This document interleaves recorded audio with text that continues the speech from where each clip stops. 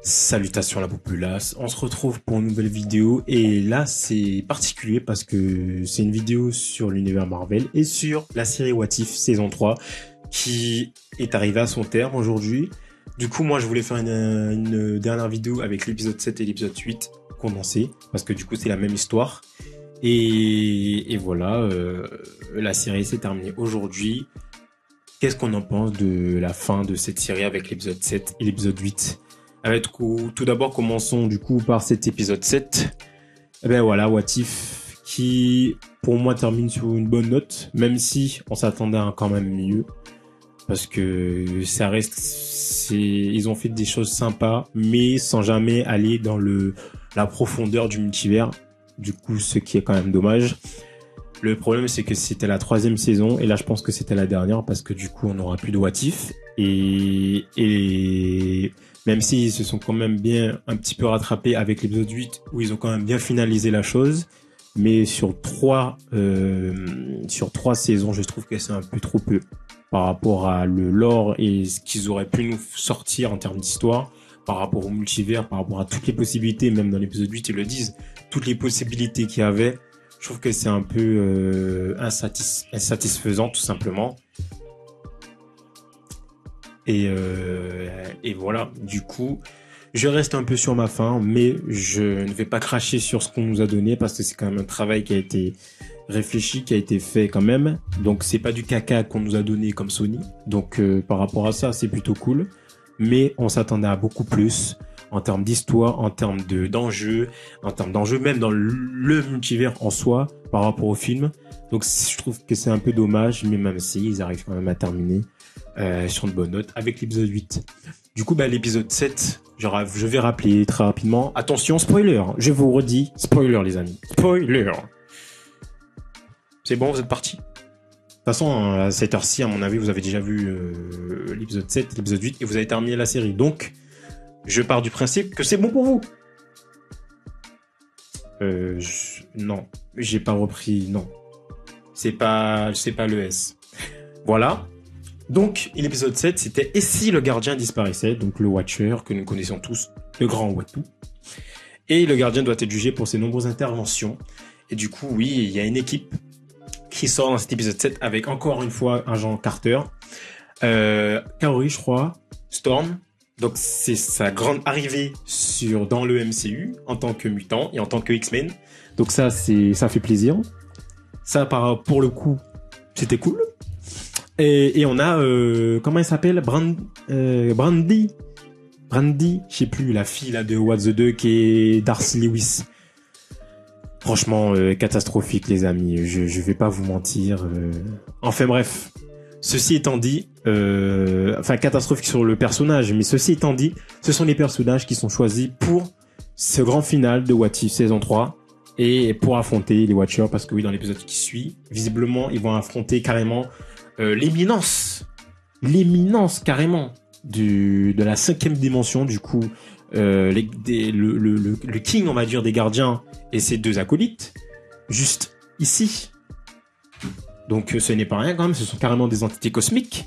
Et du coup, on a la fille de What the Duck et Darcy Lewis, qui en plus de ça a les pouvoirs des gardiens carrément, parce que dans l'épisode 8, Watu clairement leur donne des pouvoirs, les pouvoirs des gardiens, et du coup ils sont surpuissants. Pourquoi pas? De toute façon, c'est une série animée, on part dans un univers fantastique un peu plus foufou entre guillemets. On parle dans un côté où on a des possibilités, une infinité de possibilités, donc pourquoi pas?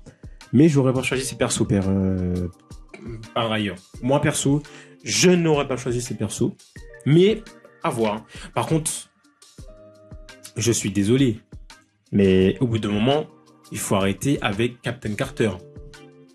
Parce que c'est pas possible. On l'a eu dans la saison 1, mais 36 000 fois. On l'a eu dans la saison 2, elle était omnipotente, omniprésente. Et là, encore une fois, dans le final carrément, on l'a encore. Je n'ai rien contre Captain Carter. Mais au bout d'un moment, il y a tellement d'autres personnages. Pourquoi c'est elle? Et puis limite, à la fin, c'est elle qui se désintègre pour sauver les incarnations alternatives de chaque personnage là, du groupe. Parce que visiblement, ils sont en train de se faire détruire par l'éminence qui est en train de les tuer. Et toute leur version dans tout le multivers. Et c'est la seule qui se sacrifie, qui a assez la force et la puissance pour aller défier l'éminence qui est surpuissant avec un pouvoir infini et carrément se désintégrer pour sauver tout le monde. Et on nous fait comprendre que comme quoi son âme, son esprit erre dans le multivers tel un individu cosmique. Carrément, elle est devenue une entité cosmique. Par rapport à ça, par contre, je trouve que c'était un peu facile et un peu simple et pas du tout cohérent. Mais bon, ça reste du what if. Pourquoi pas? Et si? Mais par rapport à ça, je vous avoue, non, j'aurais pris un autre perso. Et puis Captain Carter, ça reste une humaine, merde, c'est un super soldat. Non. Enfin bref. Donc voilà, ce petit groupe qui part visiblement à la recherche de quelqu'un, un personnage surpuissant, pour pouvoir sauver le Watcher, parce que le Watcher est détenu prisonnier par les gardiens, eux du coup. Et ce petit personnage. Et ils partent à la recherche d'un individu qui pourrait les aider. Et qui d'autre que Vision, alias Ultron, celui qui était dans la saison 2 avec les pierres d'infinité, à qui ils demandent leur aide. À qui ils demandent son aide. Ok, pourquoi pas. Mais pourquoi lui? Pourquoi Ultron? Merde. Tous les persos qu'il y a dans le multivers, pourquoi Ultron? Encore lui, on le revoit. Ça j'avoue, ça m'a saoulé. Pourquoi lui? Après, par contre, il y a un truc qui était cool quand même, c'est que ils ont réussi à donner un contexte par rapport au fait que Vision ne redevienne gentil et ne soit plus méchant et qu'il puisse les aider. Et ça, ils ont réussi à sortir un dialogue qui était vraiment impactant pour le coup. Donc, de toute façon, vous savez de quoi je parle, hein, le dialogue qu'il a là, face à Agent Carter, tout ça, sur la Terre, enfin dans le monde dans lequel il n'y a plus rien, puisqu'il a tout détruit. Ils ont quand même donné un bon dialogue, donc je trouvais le dialogue bien foutu, bien écrit par rapport à ça, donc ça c'était cool. Mais pourquoi lui, quoi? Tous les persos qu'il y a, Ultron, et en plus, dans l'épisode 8, il se fait défoncer. Il se fait défoncer hyper facilement par le gardien, alors qu'il a les pierres d'infinité, par l'éminence du coup, parce qu'il a les pierres d'infinité, il a le pouvoir cosmique puisqu'il avait un bris, un moment, il y a carrément un morceau du multivers qui se casse, parce que le gardien, Watu et tous les autres, ils sont dans la 5e dimension, ce qu'ils disent, donc les espaces qui sont entre les réalités, donc les espaces que personne ne peut voir, à part eux, et du coup il y a une partie de cet espace-temps qui s'est cassé, et du coup Vision il a récupéré ça, et du coup, parce que c'est ce que les filles avaient récupéré, et du coup lui il a récupéré ça, il a cassé, du coup il s'est accaparé les pouvoirs comme ça normal, de l'éminence, enfin les mêmes pouvoirs qu'eux en fait.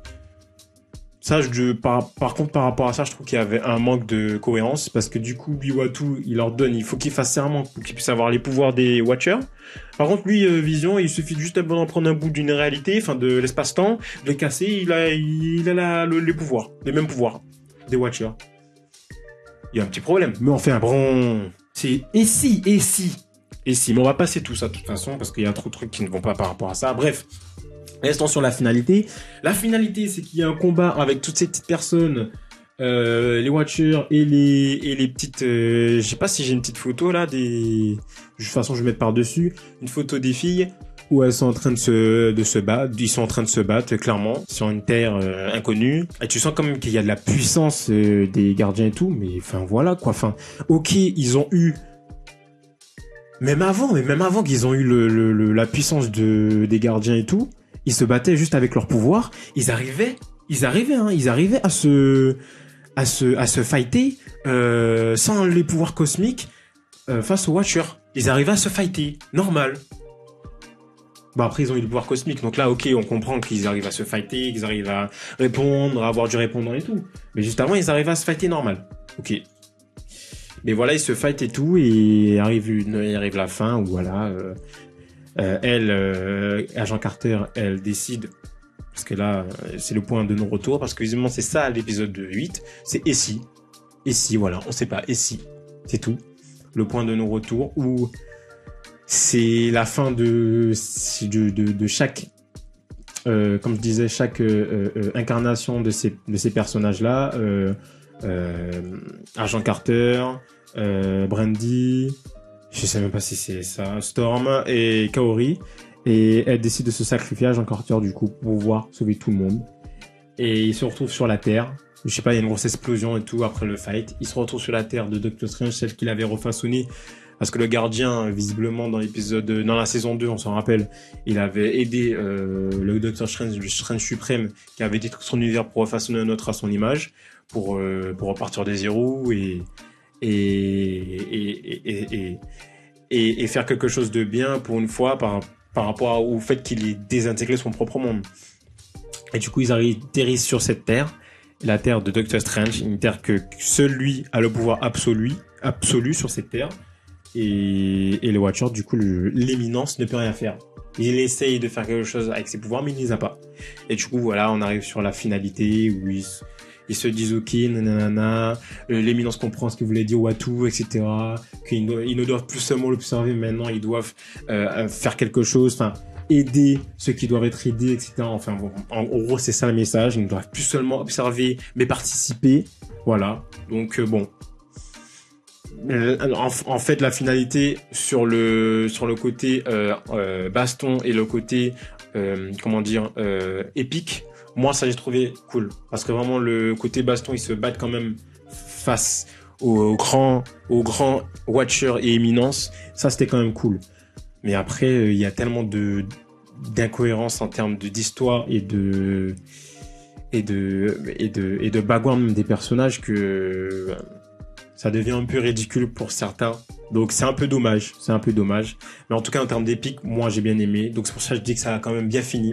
Donc par rapport à ça, j'étais quand même content. Donc voilà les amis. Donc moi j'ai quand même, dans la globalité, aimé cette saison 3, même si au début ça a bien commencé, ensuite moyen, très moyen, avec l'épisode surtout Roi le Canard, tout ça, avec Osef. Et là ça a quand même bien terminé. Donc je suis quand même content, mais je trouve quand même c'est un peu dommage que ça en reste que là et que on n'ait pas été beaucoup plus loin dans l'aspect multiversel et l'aspect histoire en fait, l'aspect nouveauté et originalité, parce qu'il y avait tellement de choses à faire. Et en plus juste avant, au début de l'épisode 8, je crois l'éminence nomme les différents persos que Watu a aidé. Et du coup, il dit Nick Fury, il dit Madeline, je sais plus quoi, mais Madeline, je crois, c'est l'actrice qui joue Brandy, donc ça, je sais pas pourquoi, j'ai pas compris. Ensuite, il dit Quan, je sais plus c'est quel personnage. Et après, il mentionne Reed Richards, Nick Fury, tout ça. Donc ça, c'était trop cool. Ça, franchement, c'était cool. Ils ont mentionné Reed Richards. Du coup, il arrive enfin. On a enfin, depuis la Fox, maintenant que Disney a racheté toute la Fox et tout par rapport à Marvel, ils ont racheté les droits. On a enfin une mention de Reed Richards. Donc ça, c'était cool. Ça, en vrai, c'était cool. Mais justement, pourquoi? Après, peut-être qu'à l'époque, quand ils ont préparé la saison 3, eh ben, les droits, la Fox, je crois c'est ce que j'avais vu sur un post Twitter. Je crois que le réalisateur, le showrunner, un des showrunners de What If saison 3, il savait pas que Disney avait racheté tous les droits. Du coup, il savait pas si il pouvait aller sur tel terrain. Et c'est dommage parce qu'on aurait vraiment pu avoir des choses très différentes et des choses qu'on connaît, parce que les 4 Fantastiques par exemple, ou même certains X-Men, ou même pas forcément que la Fox, mais d'autres personnages, des personnages qu'on n'a pas vus. Il y avait Nova, enfin il y avait des personnages qu'on pouvait je sais pas, il y avait quand même les droits de Ghost Rider, je suppose. Donc Ghost Rider, enfin Galactus, il y avait de tout en fait. Je pense qu'il y avait la possibilité, pas tous mais certains. Et en fait on est resté que sur ce qu'on connaît et dans des chemins différents, et je trouve ça dommage. Quand je vois Red Guardian et Bucky, ok, on l'a vu tout le temps, ok, il y a eu l'épisode avec Falcon en mode Captain America, ok, mais voilà quoi, on a déjà vu, on connaît déjà Howard the Duck, on s'en balèque. C'est dommage. J'ai bien aimé, mais c'était pas assez. Il fallait aller plus loin, fallait aller beaucoup plus loin. C'est dommage Marvel, c'est dommage. Donc voilà les amis, c'est une vidéo très courte, très simple, sur moi ce que j'ai pensé de What If cette saison 3 et l'ensemble. La saison 1 était géniale, la saison 2 en déclin, la saison 3 moyen, parce que ils ont pas pu mieux faire que la saison 1, parce que la saison 1 c'était la découverte. Là on attendait beaucoup plus, en termes d'histoire tout ça, donc voilà. J'espère que cette petite vidéo vous a plu. N'hésitez pas à me dire ce que vous en pensez en commentaire, vous, ce que vous avez pensé de cette saison 3, même globalité de la saison 1, la saison 2, la saison 3 du coup, et l'épisode de cette saison 3. Est-ce que ces derniers épisodes, le 7 et le 8, vous ont satisfait? N'hésitez pas à tout me dire en commentaire, les amis, je veux savoir. N'hésitez pas à tout me dire. Je suis chaud de tout savoir. N'hésitez pas à liker aussi cette petite vidéo et à vous abonner, ça fait toujours plaisir. On se retrouve pour une nouvelle vidéo. D'ici là, moi je vous dis à la prochaine et ciao tout le monde.